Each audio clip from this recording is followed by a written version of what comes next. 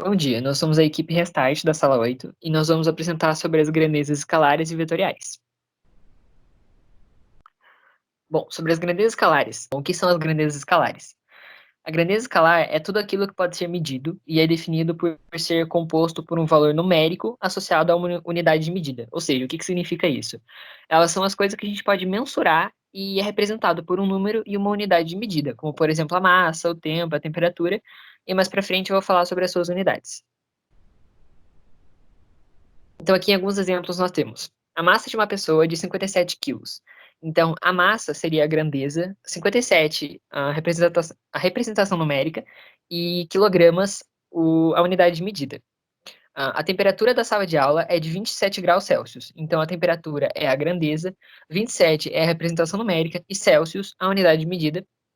E o volume de uma caixa de leite é de 1 litro.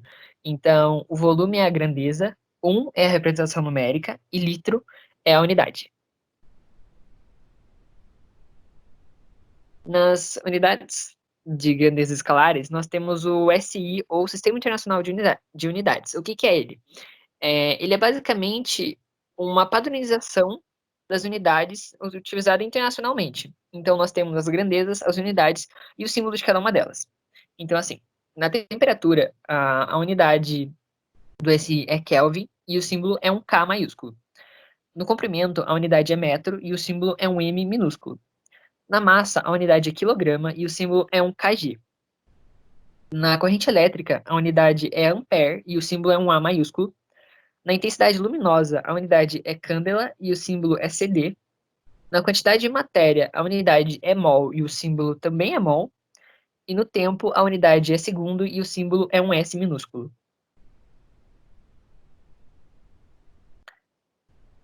Algumas grandezas escalares também podem ter sinais. Então, assim, umas são sempre positivas, como massa, área, volume, e outras podem ser tanto positivas quanto negativas, como, por exemplo, a temperatura, o tempo ou a carga elétrica. Então, aqui nesses exemplos, nós temos -10, -9, -8, -7, que seria, numa partida de foguetes, uma contagem regressiva. Então, ela começa do número negativo até chegar no zero. E no exemplo 2, nós temos a carga negativa, que pode ser de -5 coulombs, ou a carga positiva de 3 coulombs. Então, como está escrito ali, ela pode ser tanto negativa quanto positiva. Prefixos de unidade. Os prefixos múltiplos adotados pelo Sistema Internacional de Unidade facilitam a leitura de números que estão presentes em nosso cotidiano. Um conjunto de prefixos de unidade, conhecido como prefixos SI ou prefixos métricos. Um prefixo SI é o nome que precede uma unidade de medida para indicar um múltiplo ou submúltiplo de unidade.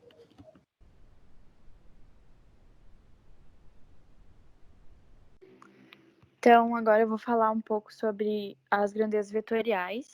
Elas não são determinadas só por um valor, pode ser uma direção, um sentido, um número ou uma unidade, e elas são representadas pelos vetores.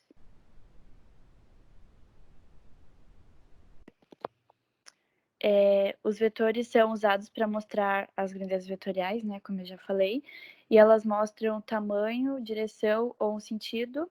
Pode ser na direção vertical, horizontal ou no sentido negativo ou positivo.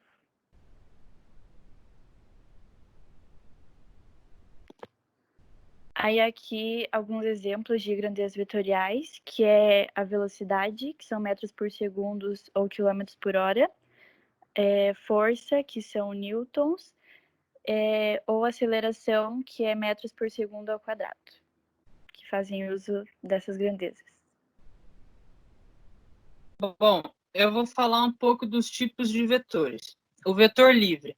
Vetor livre é aquele que fica caracterizado completamente, de forma que conhecemos seu módulo, direção e sentido. Vetor deslizante é aquele que precisamos conhecer a reta suporte que o contém, além da direção, módulo e sentido, também conhecido como cursores. Vetor ligado é aquele que, além de conhecermos a direção, módulo e sentido, precisamos conhecer o ponto em que sua origem está localizada.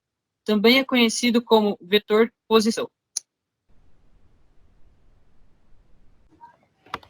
Outros tipos. Vetor nulo é aquele que possui módulo igual a zero com direção e sentido indeterminados. Vetor oposto é quando devemos levar em consideração que existe o vetor que conta com o mesmo módulo e direção, mas sentido oposto. Vetor resultante é o nome dado ao vetor que se obtém após realizar-se uma soma vetorial, pois também é chamado de vetor soma. Na soma vetorial, devemos considerar o módulo, a direção e o sentido dos vetores para encontrarmos o vetor resultante. Pode ocorrer por meio de várias operações, como por exemplo na imagem, uma pessoa se desloca 4 metros para o leste e 3 metros para o norte. Então, o seu resultante foi de 5. Operações com vetores. No total, eles são 5.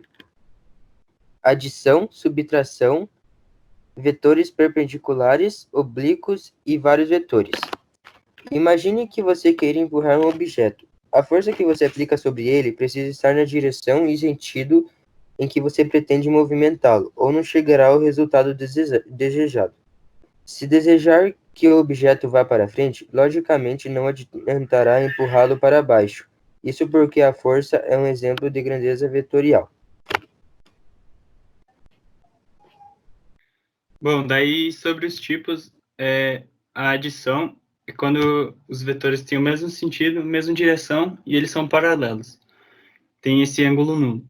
Daí, para a gente fazer a soma dos módulos, a gente pega o tamanho equivalente dos dois e junta, fazendo uma resultante que é a maior. E daí a gente tem uma fórmula para simplificar, que é o módulo da resultante é igual à soma do módulo do vetor A e do vetor B. Daí na subtração, eles têm a mesma direção, porém sentidos opostos. Eles continuam sendo paralelos, mas o ângulo entre eles é de 180. E daí, diferentemente da adição, a resultante fica menor. Você pega a diferença entre eles, pega do maior, subtrai o menor, e daí essa seria a sua resultante. Daí a nossa fórmula é o módulo da resultante é igual o módulo do A, que é o maior, menos o módulo do B, que é o menor. Daí os valores perpendiculares é quando os vetores entre si fazem um ângulo de 90 graus. Quando o final de um começa no... O final do um termina no começo do outro. E daí, para fazer isso, você usa da Teorema de Pitágoras. Você usa da hipotenusa e dos catetos. Daí, a fórmula é o módulo da resultante ao quadrado igual à soma do módulo dos catetos ao quadrado.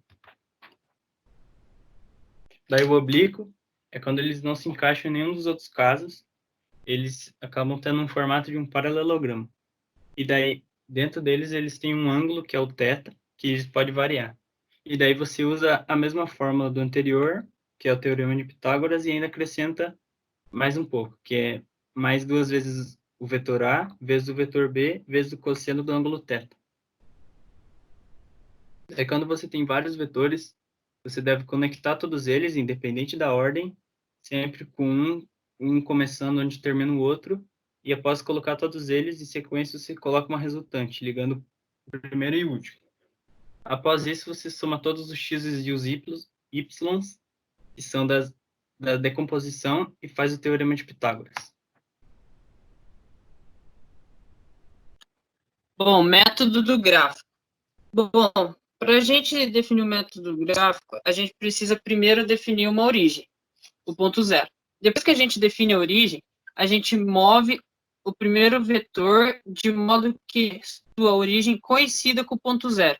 E assim sucessivamente, até terminarem os vetores de que devem ser somados. Bom, aqui tem 4 representações, onde a junção do gráfico 1 com o gráfico 2 e o 3 tem como resultado final o gráfico 4.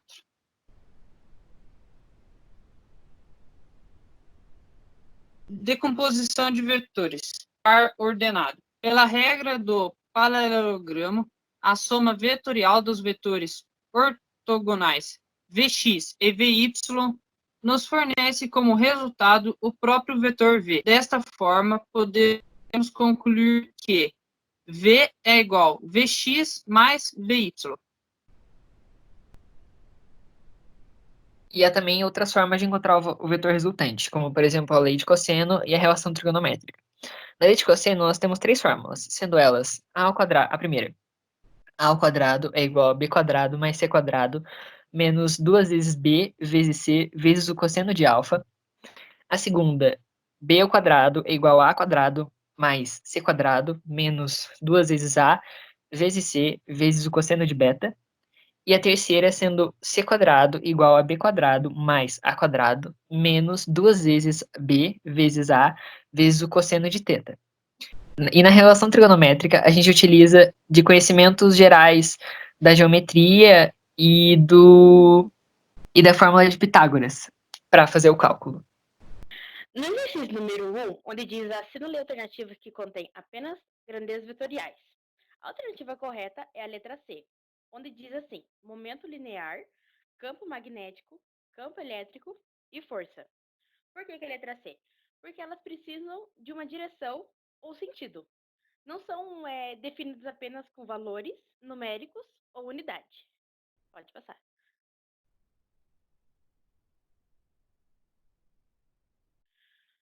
No exercício número 2, eles dão a imagem das retas A e B e C. A e B é 3 milímetros e B e C é 4 milímetros. Ele pede para você marcar a alternativa correta, que calcula, né, a distância percorrida pela partícula. A alternativa correta é a letra B, que diz assim: a distância total percorrida pela partícula é 7 milímetros e o deslocamento é 5 milímetros. Para a gente chegar no 7 milímetros, foi preciso somar A e B e C, né? Que o resultado foi 7 milímetros. Para calcularmos o deslocamento, foi feita a soma da fórmula, que é A e C ao quadrado igual a e B ao quadrado, mais B e C ao quadrado, que deu A e C ao quadrado igual a 3 ao quadrado mais 4 ao quadrado, que deu A e C ao quadrado igual a 9 mais 16, que deu A e C ao quadrado igual a 25. E o resultado final foi 5 milímetros. E o deslocamento da reta de A a C é 5 milímetros. Pode passar. No exercício 3, ele pede para assinalar a alternativa correta que marca a força que a massa aplica sobre a caixa. Que a alternativa correta é a letra D, que é 40 newtons. No exercício, ele nos dá o valor da caixa, que é 5 gramas, que é 5 quilos, perdão. E a força vertical de 10 newtons. Para chegarmos no 40 newtons, vamos fazer a fórmula. Vamos calcular a fórmula, que é F mais N menos P igual a zero, que deu 10 mais N menos M vezes G igual a zero, que no caso o M é a massa e o G é a gravidade. Aí deu N igual a M vezes G menos 10, que deu N igual a 50 menos 10, que no caso a gente calculou o M vezes o G, que no caso a massa era 5 e a gravidade era 10, que deu 50. E o resultado final foi 40 newtons. E aqui finalizamos nosso seminário de física, grandezas escalares e vetoriais. A equipe 4 Restart desde já agradece. Muito obrigada e tchau.